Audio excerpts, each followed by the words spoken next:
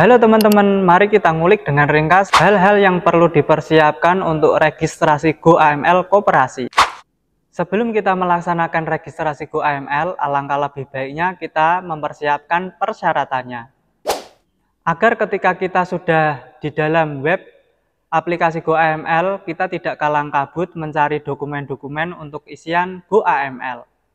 Apa yang perlu kita siapkan untuk registrasi GoAML Koperasi? Ini dia yang perlu kalian persiapkan.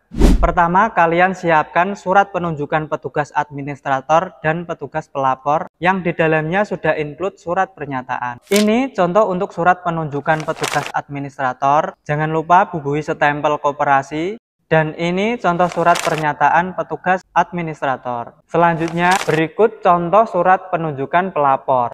Dan ini contoh surat pernyataan petugas pelapor. Adapun fungsi surat penunjukan dan surat pernyataan baik administrator maupun pelapor adalah untuk diupload pada form lampiran saat kita registrasi. Pastikan petugas administrator dan petugas pelapor adalah dua orang yang berbeda. Selanjutnya kalian perlu menyiapkan scan KTP petugas administrator dan petugas pelapor. Scan KTP ini digunakan untuk dasar input dan upload pada lampiran saat registrasi. Yang ketiga, scan NIB Koperasi. Bagi teman-teman yang belum memiliki NIB, buat NIB dulu ya lewat OSS. Scan NIB Koperasi ini digunakan untuk dasar input saat registrasi administrator dan diupload pada form lampiran. Yang keempat, nomor telepon aktif. Nomor telepon aktif ini terdiri dari 3. Yang pertama yaitu nomor telepon koperasi. Selanjutnya nomor telepon petugas administrator dan nomor telepon petugas pelapor. Yang kelima, email aktif yang terdiri dari email koperasi, email petugas administrator, dan email petugas pelapor. Email ini berfungsi untuk tempat pemberitahuan informasi yang dikirim oleh PPATK.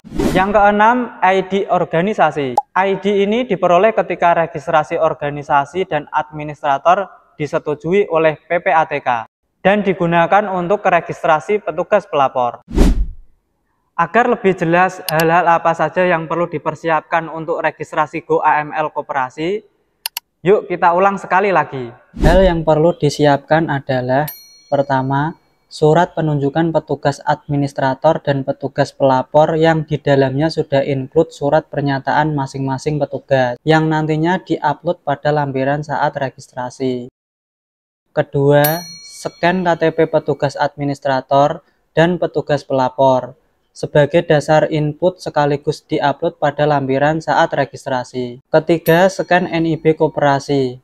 Bagi yang belum punya, buat dulu melalui OSS. Scan NIB ini digunakan sebagai dasar data input, juga diupload pada lampiran. Keempat, nomor telepon aktif yang terdiri dari nomor telepon koperasi, nomor telepon petugas administrator, dan petugas pelapor. Kelima, email aktif yang terdiri dari email koperasi, email petugas administrator, serta petugas pelapor. Email ini berfungsi sebagai tempat pemberitahuan informasi dari PPATK. Keenam, ID organisasi yang diterima saat registrasi organisasi dan petugas administrator disetujui oleh PPATK via email. Itulah hal-hal yang perlu teman-teman persiapkan untuk melakukan registrasi GoAML Koperasi. Semoga bermanfaat.